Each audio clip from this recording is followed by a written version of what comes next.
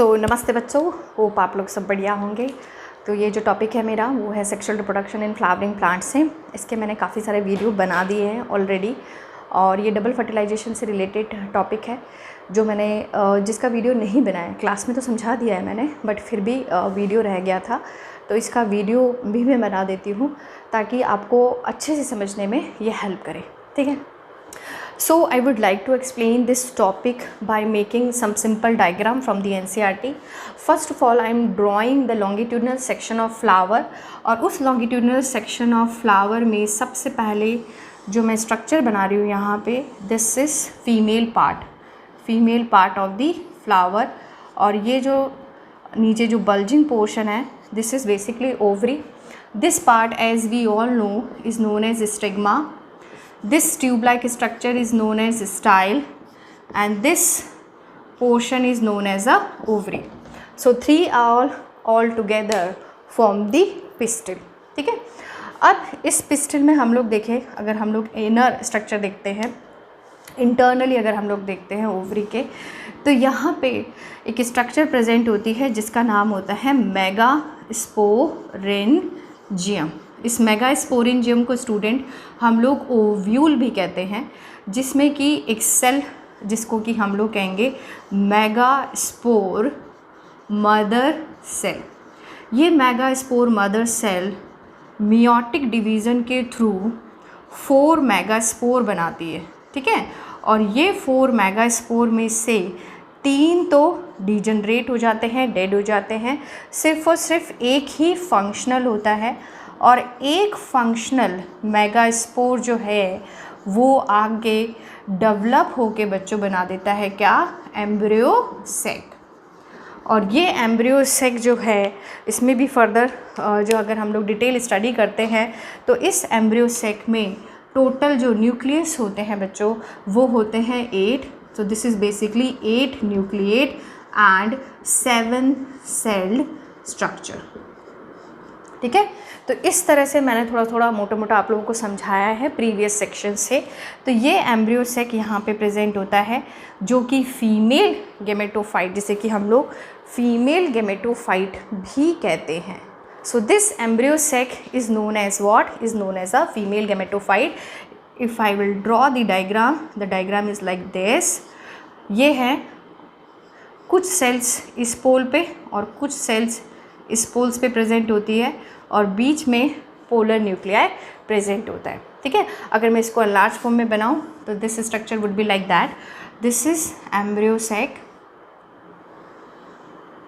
outer covering which are basically integument, outer integument and the inner integument, this one like that, and this end is known as chalazial end. This end is known as this one, this side where integuments are absent. This end is known as micropyle. These are integuments basically. This is outer and this is inner integument. Okay. Now towards the micropyle end there are basically egg apparatus is present, and in this egg apparatus 3 cells are there. One is egg cell and the these two are synergid. तो ये दोनों जो हैं ये basically है synergids, और synergids का जो फंक्शन है वो है पॉलन ट्यूब को गाइड करना। जब पॉलन ट्यूब आती है तो उसको गाइड करना कि उसको कहाँ जाना है बेसिकली।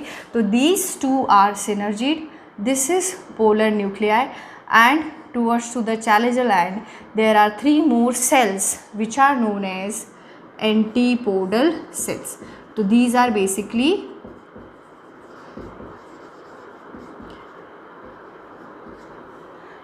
basically antipodal cell. ठीक है। तो अगर मैं इसके अंदर ग्रोथ बताऊँ आप लोगों को कि ग्रोथ ऑफ पॉलन ट्यूब किस तरह से होगा, जैसे यहाँ पॉलन ग्रेन्स आ गए, ये आउटर लेयर हो गया इनका एक्साइन, और इंटाइन से ही बेसिकली पॉलन ट्यूब फॉर्म होती है। वहाँ पे एक पोर प्रेजेंट होता है, वहीं से ही पॉलन ट्यूब बनती है। ये पॉलन ट्यूब इस तरह से मूव करती हुई माइक्रोपाइल एंड से एंटर करती है एम्ब्रियो सैक में। ठीक है, इस तरह से यहाँ ये एंटर करेगी। अब यहाँ पे क्या होगा, इस जो पॉलन ट्यूब है इसमें दो न्यूक्लियस प्रेजेंट होते हैं। एक तो होता है ट्यूब न्यूक्लियस और एक होता है generative nucleus. Generative nucleus further divide होके 2 मेल गैमीट बना लेता है। कुछ एंजियोस्पर्मिक प्लांट में जो पॉलन ग्रेन शेड होते हैं वो 2 सेल स्टेज में शेड होते हैं, यानी 2 सेल स्टेज मतलब सिर्फ उनके अंदर 2 ही न्यूक्लियस होंगे, एक ट्यूब न्यूक्लियस होगा और दूसरा जनरेटिव न्यूक्लियस होगा। और कुछ प्लांट्स ऐसे होते हैं जिनमें कि 3 सेल स्टेज में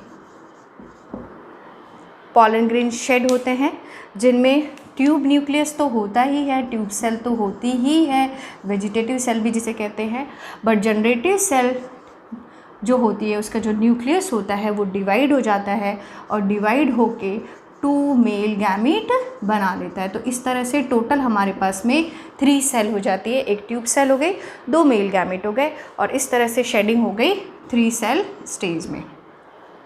ठीक है, आ गई होगी आप लोगों को बात समझ में। तो यहाँ पे ये 2 मेल गैमीट हो गए हैं और आगे की साइड है ट्यूब न्यूक्लियस।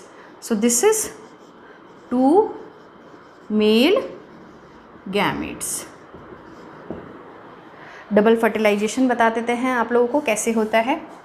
ये यहाँ पे ट्यूब न्यूक्लियस हो गया और ये आपके हो गई पॉलन ट्यूब। ठीक है, growth of pollen tube in style. Now what will happen, this nucleus basically I am writing here one, first of all pollen grain। तो पॉलन ग्रेन में स्टूडेंट 2 न्यूक्लियस हो गए हमारे पास में। कौन कौन से? एक हो गया हमारे पास में जनरेटिव न्यूक्लियस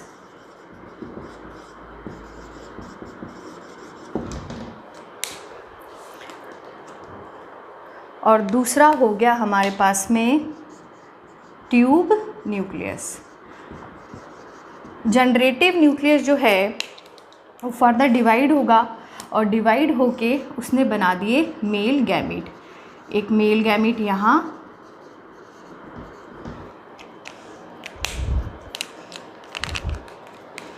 और एक मेल गैमीट यहाँ।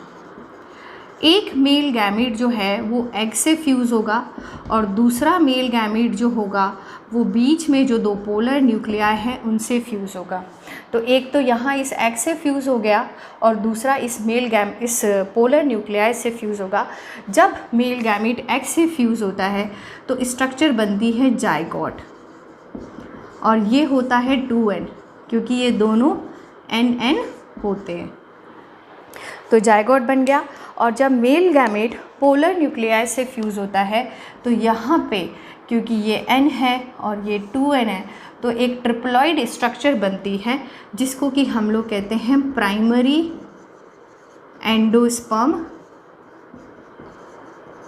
Nucleus. That's known as what? That's known as a primary endosperm nucleus. और इसकी अगर प्लॉइडी पूछी जाती है तो इसकी प्लॉइडी होती है 3n। ठीक है, जाइगोट फॉर्मेशन जो हुआ वो by the fusion of male gamete and egg से हुआ, तो इस प्रोसेस को हम लोग कहते हैं सिनगैमी। और प्राइमरी एंडोस्पर्म न्यूक्लियस फॉर्मेशन को हम लोग कहते हैं ट्रिपल फ्यूज़न। ट्रिपल फ्यूज़न और इन दोनों को मिला के, सिनगैमी और ट्रिपल फ्यूज़न को मिला के हम लोग कहते हैं डबल फर्टिलाइजेशन। ठीक है, तो एक मेल गैमीट एग से फ्यूज़ हो गया, जाइगोट बना, दूसरा मेल गैमीट पोलर न्यूक्लियाई से फ्यूज़ हुआ, प्राइमरी एंडोस्पर्म न्यूक्लियस बना। उस प्रोसेस को हम लोगों ने ट्रिपल फ्यूज़न कहा। और दोनों ही क्योंकि एम्ब्रियो सेक में हो रहे हैं, ये कंप्लीट स्ट्रक्चर एम्ब्रियो सेक की है, तो दोनों ही एम्ब्रियो सेक में हो रहे हैं, तो इस टाइप के फर्टिलाइजेशन को हम लोग कहते हैं डबल फर्टिलाइजेशन। ठीक है, बाद में जब ये फर्टिलाइजेशन हो जाता है तो एम्ब्रियो सैक की कुछ स्ट्रक्चर इस तरह से होती है। ये जैसे एम्ब्रियो सैक है, यहाँ पे ये तीनों एंटीपोडल सेल डिजनरेट हो जाएगी, बीच में प्राइमरी एंडोस्पर्म न्यूक्लियस हो गया, यहाँ पे ये सिनर्जिड्स भी डिजनरेट हो जाएगी, ये यहाँ पे जायगोट फॉर्म हो जाएगा। तो ये आपके इस साइड पे जायगोट बन गया, ये हो गया आपके प्राइमरी एंडोस्पर्म न्यूक्लियस, और ये जो सेल है इसको हम लोग कहते हैं प्राइमरी एंडोस्पर्म सेल। तो this structure is known as primary endosperm cell.